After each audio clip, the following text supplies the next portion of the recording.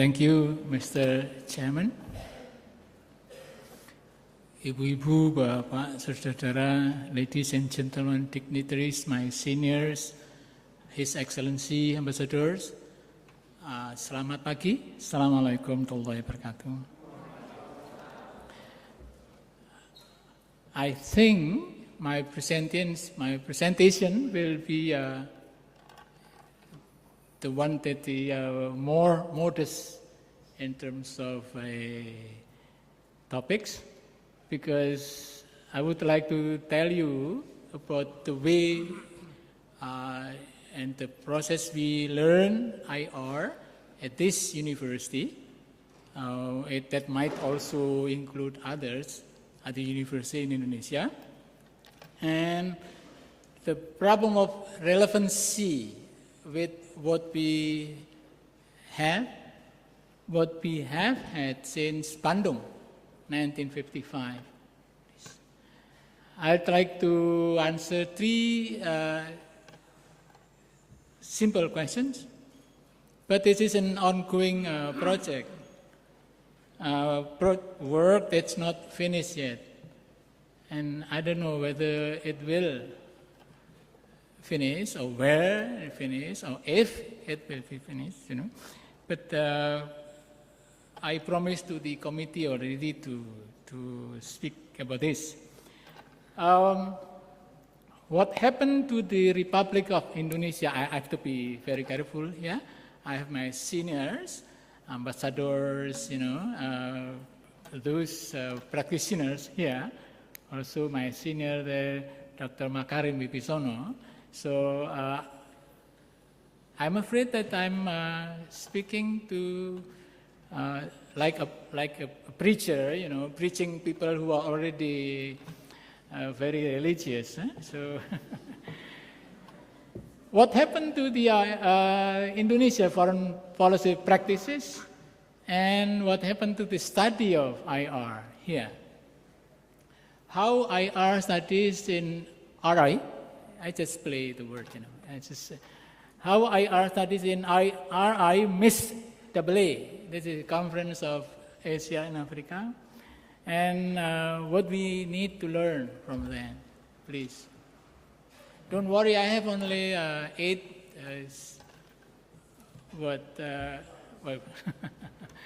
8 slides here. So, well, I have long bad habits, bad habits is putting everything in boxes.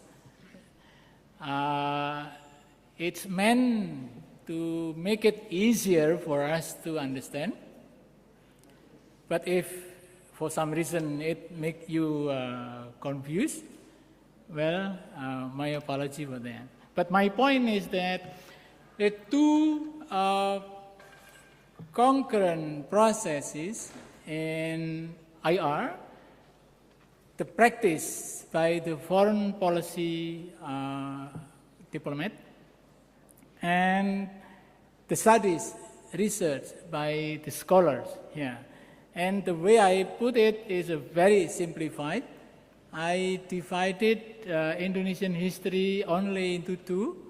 So I'm talking about 1950s and 1960s, and you don't have to believe in me in this, because I was not there. And then from 1970s, the idea is that foreign policy practitioners in Indonesia did a lot of things already with the spirit of and in supporting of Indonesian independence. So the actors in Indonesian diplomacy in the early independent Indonesia mostly were activists, politicians, with a lot of experience in doing politics, either domestic as well as international. So for them, foreign policy is just another field of politicking, of political play, political strategy. And the ideas back then was informed more by what they learned during their young age in colonial times. And most of them were influenced by either liberal ideas, or social welfare kind of ideas, or by Marxist ideas. So what came into their policy, mostly informed by ideas like emancipation, freedom, and geopolitics, especially of those of early Cold War. That's the ideas.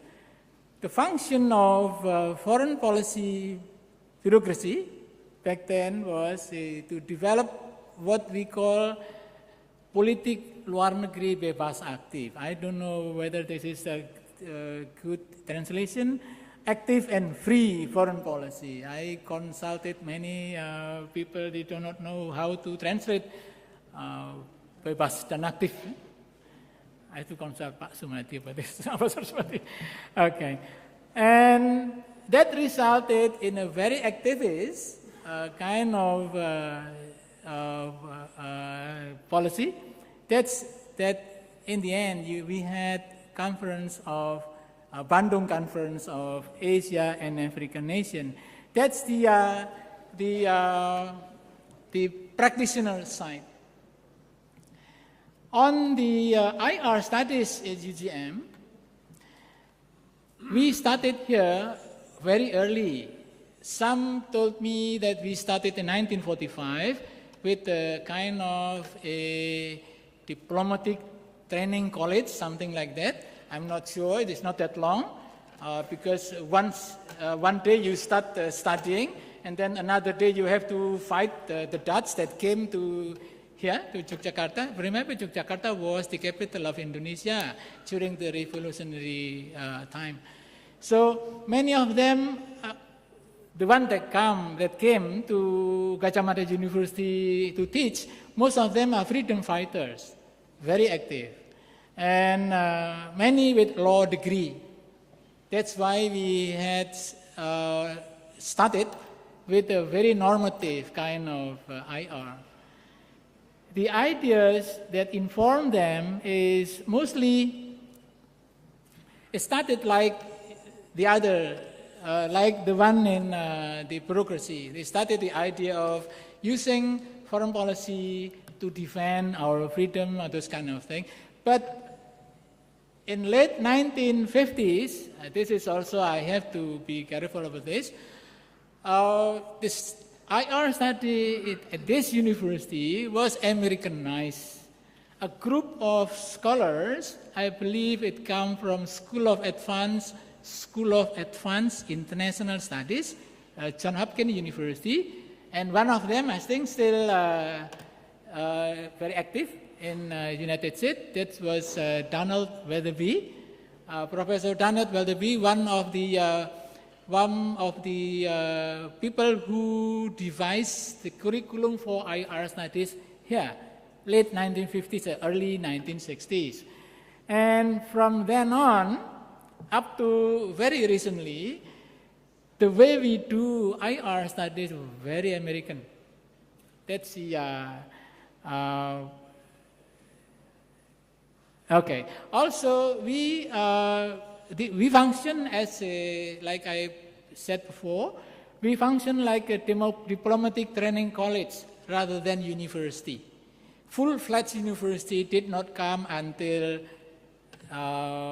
very late in 1960s, I believe. So we mostly also, we are the breeding ground for university lecturers that now become lecturers almost everywhere in Indonesia. So the beauty of having Gadjah Mada as your school, whenever you go to Indonesia, you will find your comrade. You call it very comrade here. Okay. Now, after 1970s, in the foreign policy practice side, less and less activists, because of of course, now you have people with specifically educated in IR. So you have professional, mostly with IR education, that practice foreign policy. The ideas, most of them, now I have to be very careful also because my senior, Pak Wiryono, might say differently, but that was the Cold War mentality. We see things according to the big picture, what we call Cold War. And either you are realist and liberal on the mental map of IR in the United States. And function is, especially in 1960s, is very clear, the idea of doing this, that is the foreign policy begins at home. You don't do this for other things than serving your country. And a foreign policy, after beginning at your home, and we begin with neighborhood. That's what and the result is now we have ASEAN. Foreign policy also can be judged as a agent, agent of development. Because you do foreign policy because you need to develop your country. So that's the basic idea. I will wait for the comment from my seniors here. While in the university, until 1970s, well, I'm not sure we were lucky or unlucky. Rockefeller Foundation came to this university in early 1970s with the social science in mind. And one of the social science supported by Rockefeller Foundation was Department of International Relations. Again, we become very Americanized. Either you do comparative politics or IR or other things and social science education, we become very Americanized, very positivistic thing. We try to measure up everything, can be measurable, something like that. So we are very, even if you are study area studies, this is also, as our teacher in the American university told us. Okay. And for long, we are very Americanized, but of course, since 1980s, we learn more about other perspective. That was time when we first learned IR from the point of view of Latin American. So the theory of dependencia, this kind of thing, many of you from IR, you know it already, so I don't need to tell you for this. And then still we do much time, we spend much time training for diplomat, but now we are also in a more variety of activities. We also educate peace activists, development specialists, and broader kind of specialization. Okay, please. So what I'm trying to portray our studies here, we actually miss the spirit of Asia and Africa. Even if we know that 1955, we already, the people who did the Conference of Asia and Africa produced a lot of good values that we learned from Professor Acharya just now, but we did not put it in our curriculum. We did not use it as part of our teaching. We did not do that for our research. We don't know why. I will ask my father later. But even after the conference of 1955, our scholar will still keep the realist picture of the world. Realists believe that patterns recur, events repeat themselves endlessly. So according to this kind of thinking, you don't expect change in IR. Even if you do a lot of things will come as you already knew. For the last 2,000 years, that's the way IR, taking place in the world. That's the idea. So now, how can you finish the AA conference, Konferensi Asia-Afrika, Asia-Afrika conference? How could you, after all those thinking about that, and then you just abandon it? You don't do anything on this. That's, I think, this is a kind of, sins committed by those studying IR here. So, people like Hans Morgenthau, told us that change can only within the system. And the system back then was Cold War. Don't expect change more than that. See? That's it, the ironic. Very ironic in the way that we produce them. 10 values, we don't use it for our teaching. We don't teach our junior IR scholar about this. We just forgot it. That's it, it is the problem here. And that's it. We have the Bible and the Bible of IR. Sorry about this. I use this for not for pejorative sense. Okay. The Bible of IR. We do this. I would not finish my education in IR unless I finish and sit for exam for the book. And because the book was very rare, so I'm not sure. One book for Pak Sumati left at me. One book for, I'm not sure, 50 students or something. So we did not have photocopy machine back then. No, we don't have it. So we type it and then put it in a, I'm not sure, we call it Ronio, to do that. My point is that, yes, we have 10 principles, but we just missed it. We don't use it. We just part of your everyday life. That's it. While in international affairs, nations of this area managed to introduce new values into the practical conduct of international affairs, and that was a real breakthrough, there was no equal effort in the academia. We missed the opportunity opened up by the conference. We did not use it to reflect of what happened in the world, and the potentially 20 minutes? Thank you very much. 20 minutes? We did not capitalize it. So, yes please, agak cepat sedikit mungkin ya. We still discuss same issue. Okay, no change, no nothing. Please. Now, please. Meanwhile, our sister science, history, Departemen history, there was a big leader called Profesor Sartono Kartodirjo. Okay, he led a group of historians and started to move in a different direction. Okay, a kind of soul-searching endeavor by the professor.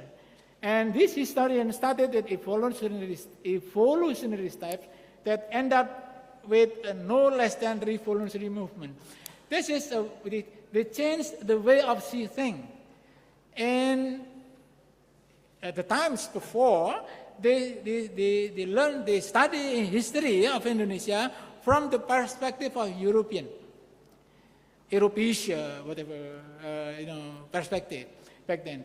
So then what they did just change the perspective. Now let's see Indonesian history from the perspective of Indonesian. And that was amazing. That enabled them to see what had never been seen before. And the result has been wonderful, because now we know the history is not history about the court and the princess, not history about, pangeran this and pangeran that, But now we have the history of rural movement, peasant movement, social change and rural area, those kind of things. We did not have it before. Even some Dutch professor in Bogor wrote about this, started with Professor Wertheim, I believe.